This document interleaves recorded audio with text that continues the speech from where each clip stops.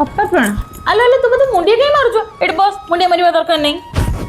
ତମେ ମୋଠୁ ବଡ଼ ନା, ମୁଁ ଆଉ ପ୍ରଣାମ କରିବିନି କି? ନା ନା, ବଡ଼ ହେଲେ ବି ମୁଁ ତ ନିଜ ଭଉଣୀ ଭଳିଆ। ତୁ କ'ଣ ନିଜ ଭଉଣୀ ଘରେ ଏମିତି ସବୁବେଳେ ମୁଣ୍ଡିଆ ମାରୁଥିଲୁ ନା କ'ଣ?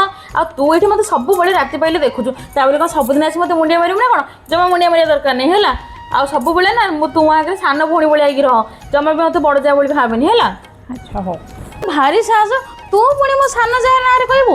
ଅନେଇଲୁ ତୁ ସେ ଦୂରରେ ଅଛୁ, ମୋ ପାଖକୁ ଆସିକି ଦେଖିବୁ ଦେଖିବୁ ତ ଅବସ୍ଥା କ'ଣ କରିବି। ଭାରି ସାହସ ତୋର ହେଇଯାଉଛି ନା। ହଁ ମତେ ଖାଡ଼ି ବି କହୁଥିଲା। କ'ଣ ତୋତେ ଖାଡ଼ି କହୁଥିଲା? ତୁ ତ ଭାରି ସାହସ, ତୁ ମୋ ସାନ ଝିଅକୁ ଖାଡ଼ି କହିବୁ? ତୁ ମୋ ସାନ ଝିଅକୁ ଖାଇବାକୁ ଦେଉଛୁ କି ନା ତାକୁ ପୋଷୁଛୁ ନା ସମ୍ଭାଳୁଛୁ?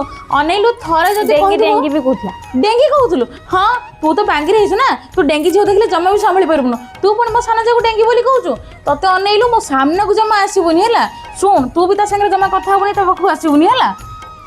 ଚାଲ ଚାଲ ଘର ଚାଲ, ଏମାନେ ପୁଣି ମୋ ସାନ ଯାଆରେ ବେଶୀ କଥା କହିବେ। ଅପା ଦେଖିଲୁ ଶାଢ଼ୀଟା।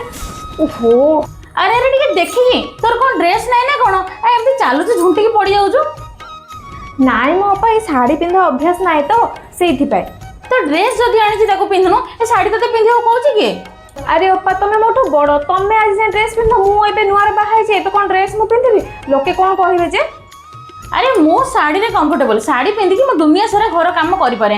ଆଉ ତା ବୋଲି ତୋର ତ ଶାଢ଼ୀ ଅଭ୍ୟାସ ନାହିଁ ନା, ତୁ ଡ୍ରେସ୍ ପିନ୍ଧିଲେ ତୁ ଠିକ୍ ପାରିବୁ, ତୁ ସେଥିପାଇଁ ଡ୍ରେସ୍ ପିନ୍ଧୁ। ତୁ ଜମା ବି କାହା କଥା ଖାତିର କର ନା, ଲୋକ ପୁଣି କ'ଣ କହିବେ ମ? ଆରେ ବୋହୁ ଆଜି କ'ଣ ରୋଷେଇ ହେବ ଟିକେ କହିଲୁ? ଆରେ ମା, ସାନ କହୁଥିଲା ତାକୁ ମଟନ୍ ଭାରି ପସନ୍ଦ, ତ ମଟନ୍ ହେବ ଆଜି।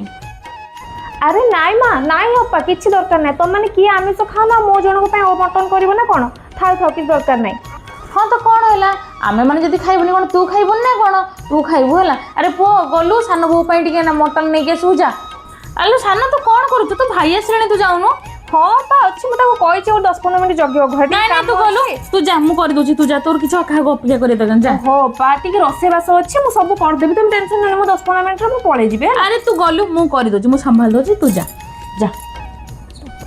ଆଚ୍ଛା ଅପା ମୁଁ ଆସୁଛି ହେଲା।